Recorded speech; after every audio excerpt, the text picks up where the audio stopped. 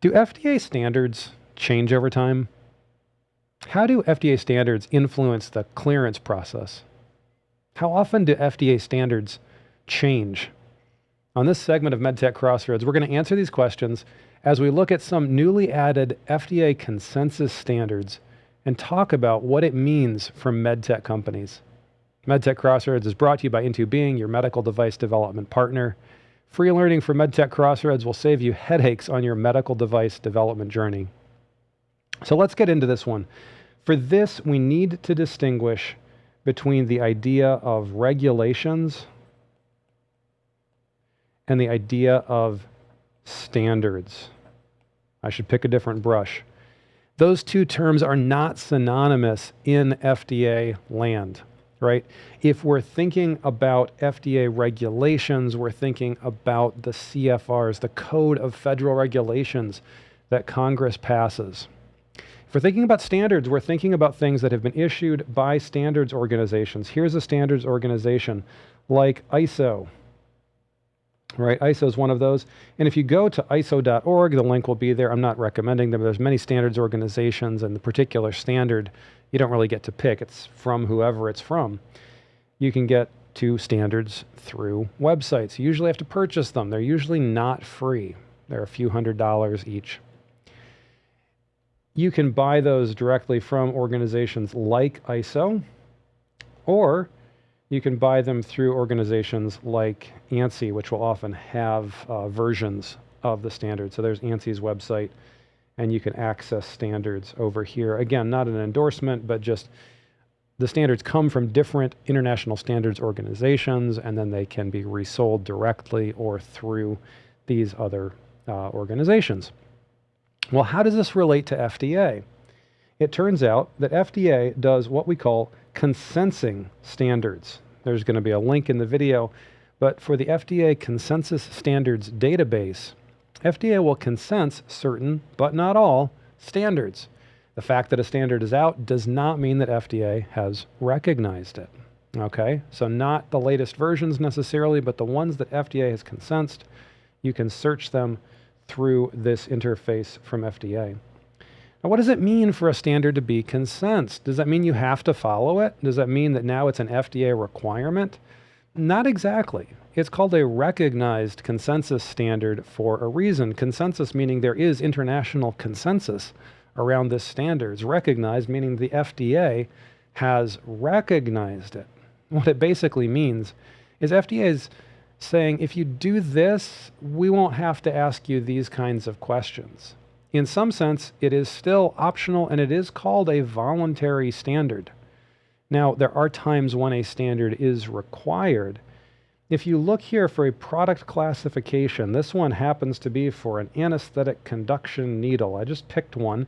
It's a Class 2 device requiring a 510K. But it turns out it lists a recognized consensus standard. You're going to want to follow that standard if you're going for this product code. That's really not going to be an option. Also, standards like 14971, which are consensused, and they say that they apply to all medical devices, well, chances are you're probably going to want to follow that one. In fact, if you can find a consensus standard that applies, it's really in your best interests to use it. You don't want to avoid consensus standards when they exist. But there are times when a consensus standard doesn't quite apply, and if it really truly doesn't, you don't necessarily have to follow it. You might work with FDA directly to negotiate how you're going to prove either substantial equivalence or safety and efficacy. So it turns out that there is an FDA guidance on this one from 2018, the appropriate use of, there it is, voluntary consensus standards in pre-market submissions for medical devices. Pre-market submissions are not just 510Ks, right? These could be other forms like a de novo or like a PMA. There's a lot of stuff in here. We won't cover this entire standard today. The link is in the description.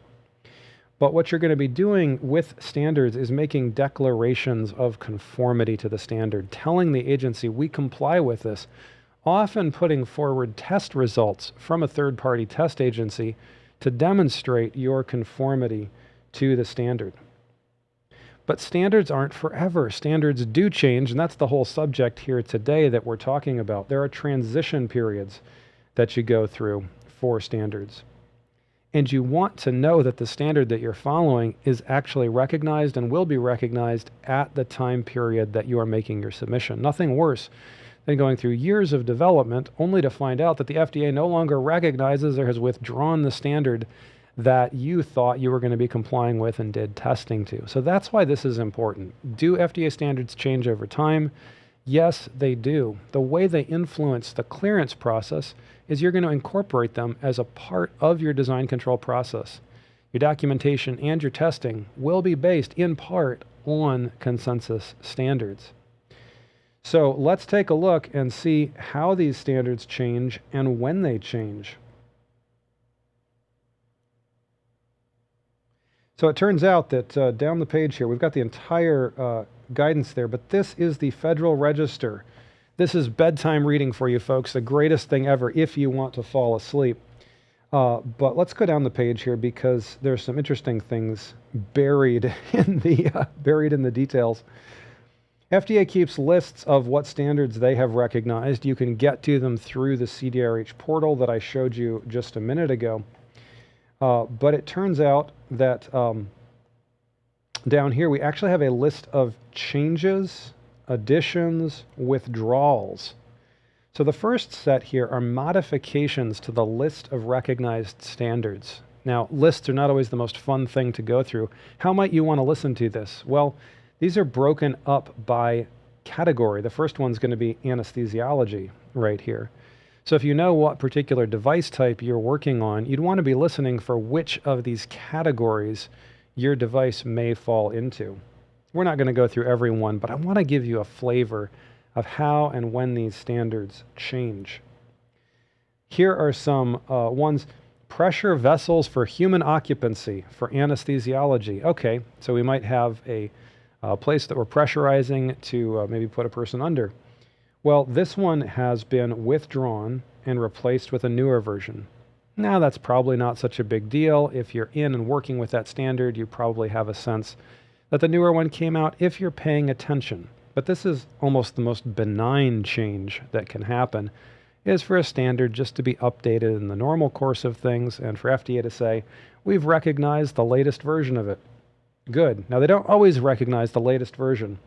So you do want to find out what the latest version that they recognize is. Actually do a search on the FDA website, because there have been times, 14971 being one of the prominent examples, where the FDA did not consent the latest version of the standard. In fact, they skipped a version of the standard because it was so badly received. They jumped from one, I think it was 2007 all the way up to 2019, if I remember correctly, skipping an intermediate version of the standard. Medical suction equipment. This is all in anesthesiology. Some changes there. For biocompatibility, there are intramuscular screening of medical devices. Withdrawn, replaced. Biological evaluation, transition period extended. This is not crazy stuff. This is just something that if you're in a particular vertical, you're going to want to know about these kinds of changes. Tests for skin sensitization. No changes to cardiovascular devices. Dental, ear, nose, and throat devices. Dental base polymers. Okay, so if you're working with dental resins, you're going to want to know how that is changing. Things on quality systems and risk management, changes to that. Conditioning of packages. That's actually an important one because packaging conditioning is something that happens before ship testing, before sterilization confirmations. You'd want to focus on that as well. So down here we've got electromagnetic compatibility, wireless. This is going to be an important one, everybody. ANSI C6327, evaluation of wireless coexistence. In the last couple of years on the show, we've seen places where wireless devices are not coexisting well together. So staying up to date on this one is going to be pretty important. And in fact, standards when they change are often minor changes, but if there's been a big issue, there's going to be a big change to the standard, one that would probably affect your compliance with it. Changes to 80601, face covering changes, in vitro diagnostics, antifungal things, materials, nanotechnology, characterization of nanotechnology. No changes to neurology, some changes to obstetrics and gynecology, some changes to ophthalmic devices and orthopedic devices, physical medicine devices. This one I found just interesting. Resistance to ignition of postural support devices for wheelchairs. This is why you want to be in these verticals. You want to be thinking about what standards apply to my device, because in fact, there used to be this standard that you were following that's been completely withdrawn, alluding to the ignition sources. Ignition. I think, the thing's going to light on fire for postural support devices for wheelchairs. It turns out, we'll find out later, that this one has been completely replaced by not a new version of a standard, but by a completely new standard. So we'll get to that in a second. Radiologies, there are changes to various standards, some changes to 60601 for X-ray equipment and radiography and radioscopy equipment. Software and informatics, medical device interoperability, and sterility. No changes to tissue engineering at this time. We didn't get it on the show this week, but we will in a future week. There is a new update to sterilization methods. FDA is recognizing new sterilization methods, which is really cool to see. But here's new entries. This is where I wanted to get to. New entries. General requirements for medical suction equipment. Basic safety and essential performance of infant cardiorespiratory monitors. No wonder there if things like the owlet and things like that influenced this change. Basic safety and essential performance of ventilators for emergency medical services environments. Those last two, almost no question where these came from. Why were these standards updated? Why have they been consensus? We've seen a lot in these two areas over the last few years. No new entries for biocompatibility. Cardiovascular extracorporeal systems. Blood and tissue contact surface modifications for that. Probably having to do with growth in those systems that has been a cause of concern over the years. There's new things for dental. Intraoral mirrors, manual toothbrushes, general requirements and test methods. If you're going to sell a toothbrush, you want to know how to test it, as well as biocompatibility of medical devices used in dentistry. So these are all new standards, ones that didn't exist or weren't consensus before, but now you're going to want to be following them. Computational solid mechanics and computational fluid dynamics and heat transfer. There are actually FDA consensus standards surrounding this that you want to be thinking about if you're making a pre-market submission, as well as some updates, basic safety and essential performance for blankets, pads, and mattresses for heating and medical use, hypodermic syringes, and antifungal susceptibility testing of yeasts. When you get down to OBGYN and urology, extracorporeal systems, tongue-tied, focus heavily down there, as well as sheeting and catheters. So again, something you're just going to have to go through and look at, work with whoever you're working with to say, hey, are there any updated standards? Don't just tell me the last standard that you saw. Can we check? Here's what you want to do as a startup. Can we check the FDA consensus standards list? Can we breeze through it? Can we take a look and see if there's any updated or new standards? You can go to the Federal Register here, or you can search by category on the FDA webpage. A lot of new stuff for interoperability, artificial intelligence, machine learning down here. This is going to be of interest to a lot of folks. I'll let that linger on the screen for just a minute because there's a lot of people who are saying, how do I do AI? How do I do software? This is going to be a focus for folks. These are actually new consensus standards from FDA. From these organizations, I was talking earlier about the organizations, AMI's one, ANSI's another, IEEE, IEC, mentioned ISO earlier. There are some new standards for process control and cleaning validation, all relating to sterility, as well.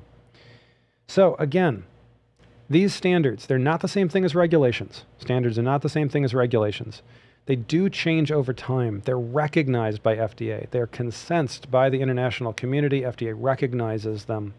You have to use them during your clearance process. Have to? Well, not quite. They're voluntary, but certain ones are all but required. And some of them are just a good idea because how else are you going to answer these questions? If the standard exists, FDA is going to ask you about these types of questions. Usually the right answer is may as well comply with the standard, and then provide the declaration of conformity and any evidence for that to the agency as a part of your pre-market submission. So make sure you're up to date on the latest standards. Know where they enter your device development process.